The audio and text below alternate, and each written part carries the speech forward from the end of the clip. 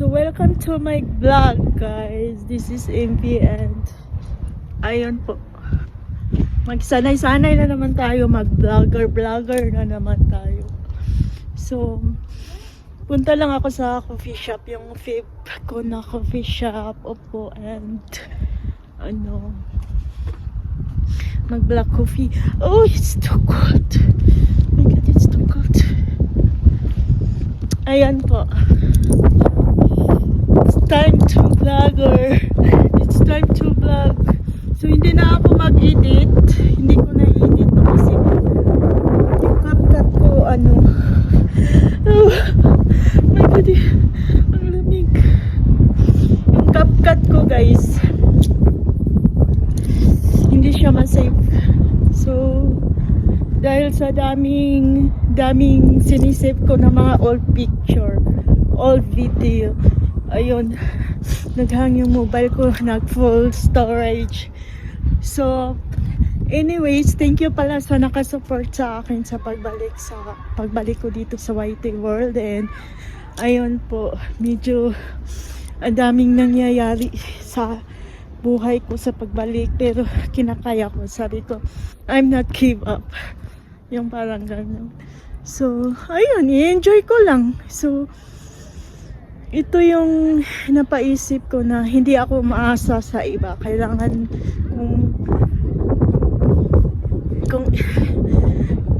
kung gaano ako ka-independent at anong gusto ko sa buhay, lalo ngayon sa pagbalik ko sa YT World, kailangan pala mag-isa ka rin. Kasi pag umaasa ka sa iba, sa paligid mo, masasaktan ka lang. Parang ganun. So ituloy ko yung buhay ko at this is my first vlog 2025, diba? Kasi mag-sitting vlog ako. So gusto ko lang magpasalamat sa nakasupport sa akin sa pagbalik ko sa YT World. So I think one month na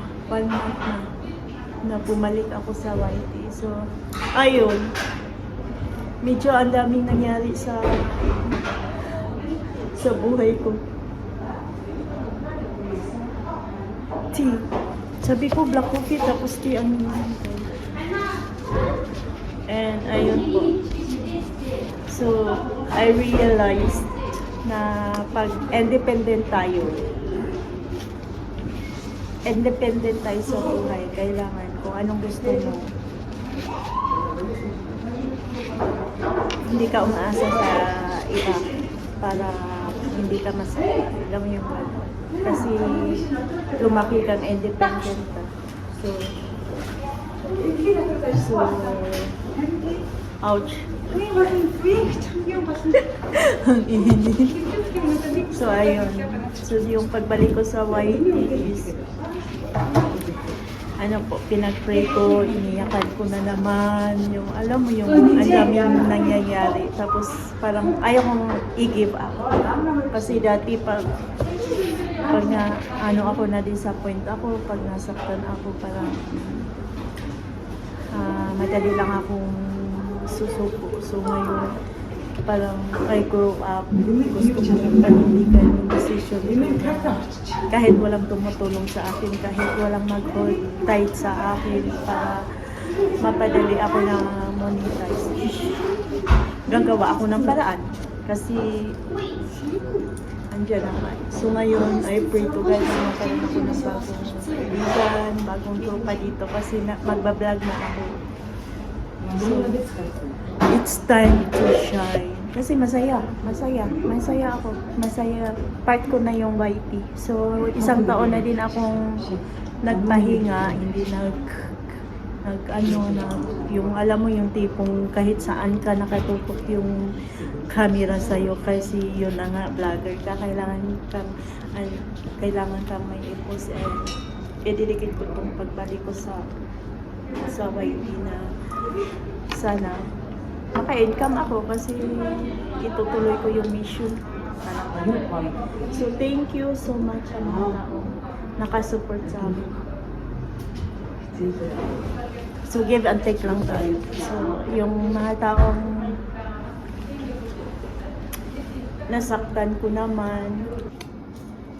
So sa mga taong nasaktan ko, I wanna say sorry. So it's normal, we are human. But alam mo yung gano'n. So I'm not angry, I'm not hate people, but pag naramdaman ko na kasi yung negative sa taong yan is hindi na maganda sa health ko. Kaya kailangan kong ilabas ko, kailangan kong i-stop. Alam mo yung gano'n. So, wala naman akong tinatamaan, pero yun talaga yung ugali ko. So, ayun. Ito yung buhay ko na bumalik sa white. So, I realize na hindi ko na kailangan palang umasa sa iba para tulungan ako, para hindi ka makatrouble, hindi ka masaktan, at hindi ka makasakit. Kasi sometimes kasi may attitude is, lalo na pag may goal ako, gusto ko, give me a priority. Kasi pag ikaw ang, hindi ako nagpapatama. Kasi ang attitude ko, na if mahalaga ko yung taong yan, gawin ko din siyang priority this month, this day, this time, kasi my time is good. So pag naramdaman ko na it's like wally, so I can't wait, I'm angry, I'm emotional, alam mo yung heart mo naging negative. So kaya walang nagstay sa akin na isang kaibigan, isang love life, kasi magano siya, yung heart ko mag-change siya pag alam kong may mali, alam kong yung hindi siya worth it na tao para sa akin. Alam mo yun. So, I wanna say sorry. So, hindi ko naman, wala akong dinadrag na tao. So, ina-explain ko lang na yun ang attitude ko. So, ayun. Kung naiintindihan naman ako, let's forget it and move forward. And so yun, I pray to God. I pray to God talaga. Hiningi ko na babalik ako sa YT. Yung ganun. So, give me, parang, alam mo yung may mawawala, may dumadating na tumutulong sa akin. Alam mo yung ganun. So, sana may tumutulong sa akin. And taker! My God, ayoko nang mabudol. Kaya, ayun lang po. God bless sa lahat. And thank you sa support. So, yung mga taong nasa, sa bahay ko, nasa kanila na yan na, andyan ba sila dahil sa Lolita ko or sa Last Shelter, or willing silang maging solid supporter. Kasi, I think, after ng Rolita ko this month, I think sa birthday ko and January, hindi ako magganap ng mga games or whatever. I try my best na titingnan ko yung mga solid supporter na andyan sa bahay ko at through chikas na lang ako. For example, birthday ko, hindi na ako magpa-thank you, hindi na ako mag-live, hindi na ako magpa Grand LS, through chikas na lang.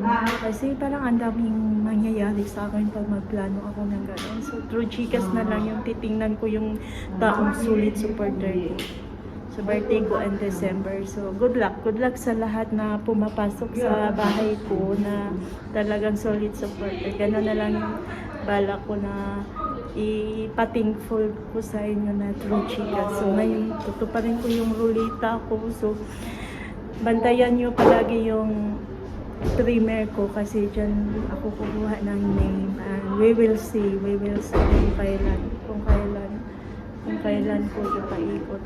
So, God bless guys, God bless and thank you so much for everything, and I'm sorry sa mga taong nasaktan ko.